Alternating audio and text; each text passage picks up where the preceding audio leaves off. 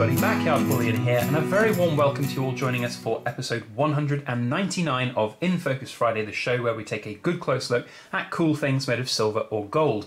Last week it was a brilliant offering from the Perth Mint, the new Black Flag Black Bart coin. Very cool pirate theme. If you've not seen it, it's well worth a look. There's a link down in the description below.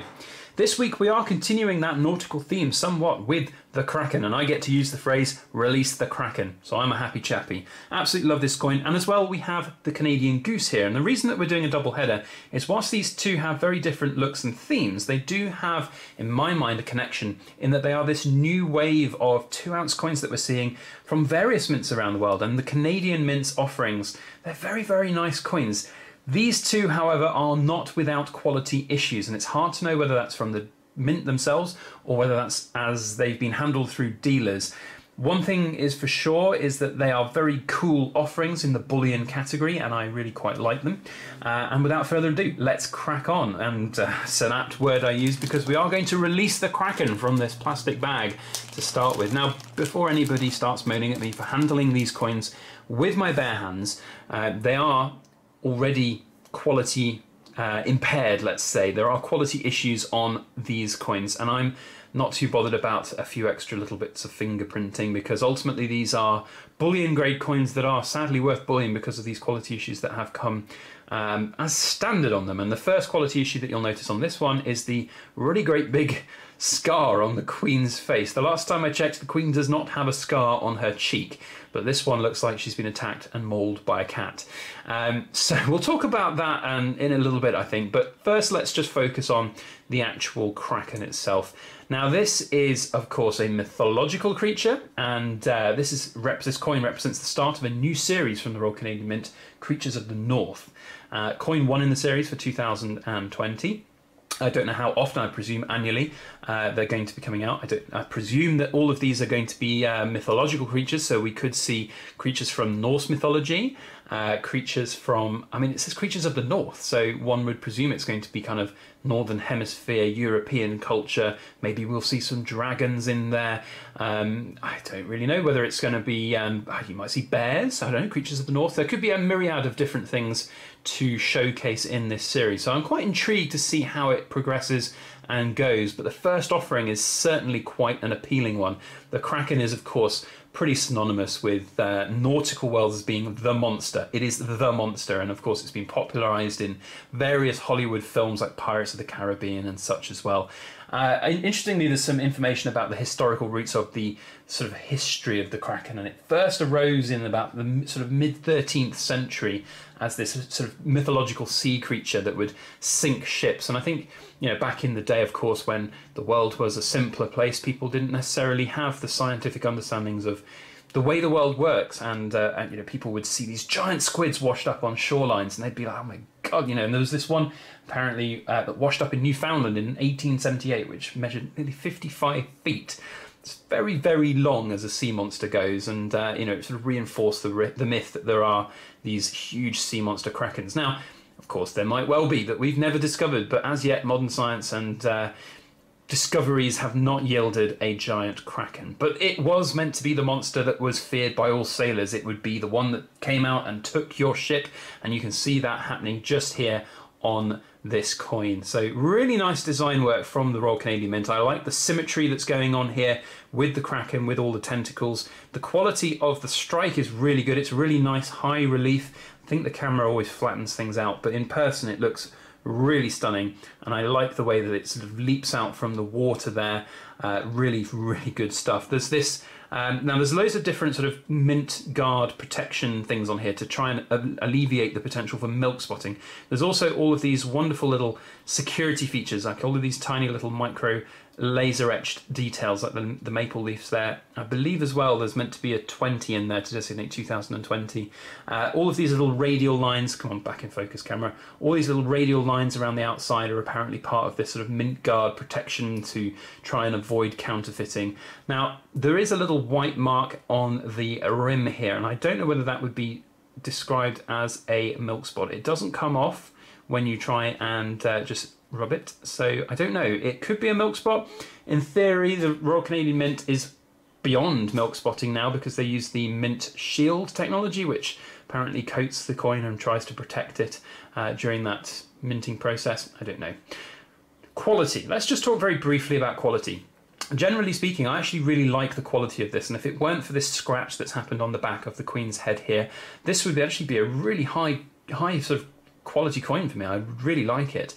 Now, the problem with these type of coins, and it's happened for the Queen's Beast series as well, which is of course another sort of offering in the 2-ounce range, and I'd say this is directly comparable in size to it. I don't have the Queen's Beast here to have a look at, but I genuinely think they're roughly the same size and dimensions. But they are supplied in tubes. They're not individually capsulized. You see, of course, lots of offerings from the Perth Mint, and like last week's, it will be a limited mintage. It will come in a capsule. Of course, that raises costs for mints, and you know these are made a lot higher mintages. We as yet don't know the mintage. There's no declared mintage as yet. I suspect they'll be minted to order throughout the year, and as such, they come supplied in tubes. Now, any big coin, as you can see, with some significant detailing on it there, is going to have the potential to be dinged and damaged. More importantly, it's going to have the potential to be dinged and damaged at the other end when you get the coins out of the tubes. And if you're a dealer and you're selling these individually, you're going to have to get them out of the tube somehow, some way. And that is the kind of big danger point for me as to where this type of ding and dent comes from. And that is probably where it's happened. I would be amazed if that kind of thing is a commonplace sort of error in the minting process itself. Of course, we don't see one on Queen's Head on the Goose here, but there are, as you can see, other little micro scratches up here. So again, you know, the field of this coin is compromised. On this other side here as well, you'll see there's a nice big scratch on the field of the coin above the Goose's neck there. You know, so there are definitely issues around these big coins, these 2-ounce coins. The big rims, they sit on each other. The rims will be slightly, affected by the fact that they're sitting on other coins. And as you slide them out of these tubes and distribute them out to dealers, and dealers distribute them out to customers, there's always these potential issues to happen. So a little bit of a shame. But then can we really is that something that we can blame the Royal Canadian Mint for? I think not, because ultimately these are, billed as bullion grade coins. They are lovely 2-ounce coins that are bullion, and that's ultimately what they are all about. So I don't think the quality there is really directly down to the Royal Canadian Mint. I have to say though, the quality generally of the coin, taking out all of these little imperfections aside, it's really very nice. It feels great, like it's 4.9 silver, and it feels so pure, feels so clean. The rimmed surface actually really glides off your hands, and I've always noticed this with Canadian minted coins, that they have this sort of really unique feel to them. I don't know whether I'm being funny about that or not, but it's maybe something that I've seen and noticed before. But anyway, now the Canadian Goose, we have held this in our focus for a few minutes and not talked about it. So this is a very famous design that was on the Canadian dollars, and it's been re-envisaged into this wonderful looking coin, and I actually really do compliment and applaud the simplicity of this. You often get a lot of very complicated coins, and you can argue to some degree that this is quite a busy coin in terms of design. There's a lot going on. Some people like that, but there are a lot of people out there who actually prefer their coins quite simple, and this just is beauty in simplicity. The field in the background really complements the shiny proof finish that's on the Goose, and it really does make it look elegant and sort of perfect streamline. I applaud the Royal Canadian Mint for taking this design choice and going forward with it, because it could have been very easy to add other things in the background that would detract from the main focus, which is the Goose. The Goose is the synonymous thing, the Canadian geese. It is quintessentially Canadian, and I love it. I think this design is really good, and of course ding above the Goose's neck aside, I think it's a really nice coin. Got again this maple leaf here, laser etched, trying to get as close as possible with the camera. I don't know if I can't really see it through the viewfinder, but I think there's a little 20 in the inner maple leaf there, and that's again one of their kind of counterfeiting sort of proof or protection agents there. So really nice coin. This one's actually got a better rim edge than the Kraken, I have to say. There's no what looks to be a milk spot. In terms of the future potential for these coins, it's a really difficult one, because sadly, and I do say this sadly because I think the Royal Canadian Mint does actually some really quite nice work with their wildlife series and various other coins. Sadly, they have had reputation issues mired by their quality and the sort of milk spot debacles that come And that has put people off, and it probably will still put people off down the line. Personally, I would say that if you are a fan of these coins and their designs, and you want to take some of these as kind of bullion grade coins and enjoy them, then that's perfect. They are perfect coins for exactly that.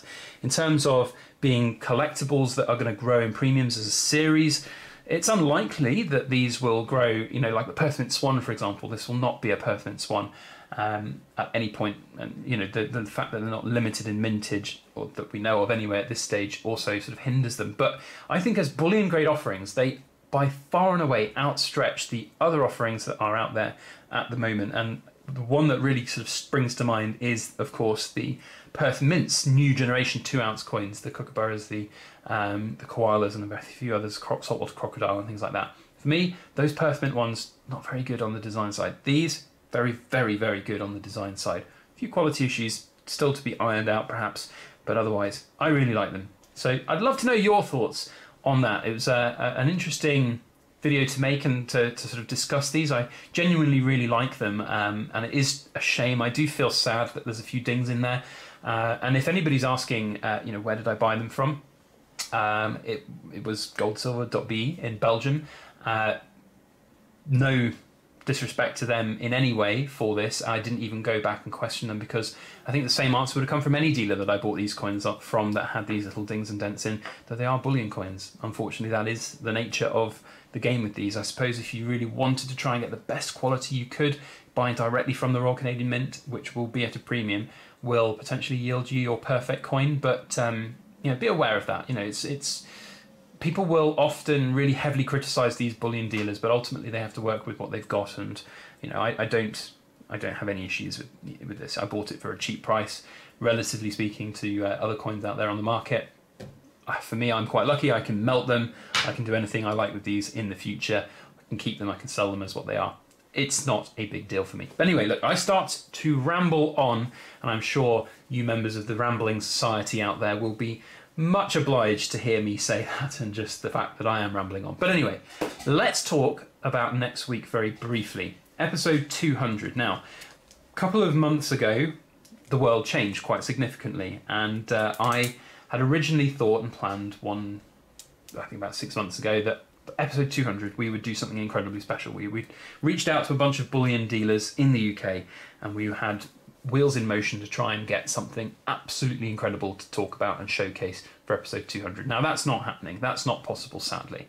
And as much as I'd love to go ahead and buy something ridiculously expensive to showcase for you here, and then perhaps sell back to a dealer, I don't really want to do that. So maybe at some point, maybe 300, maybe 250, a suitable number, we will celebrate.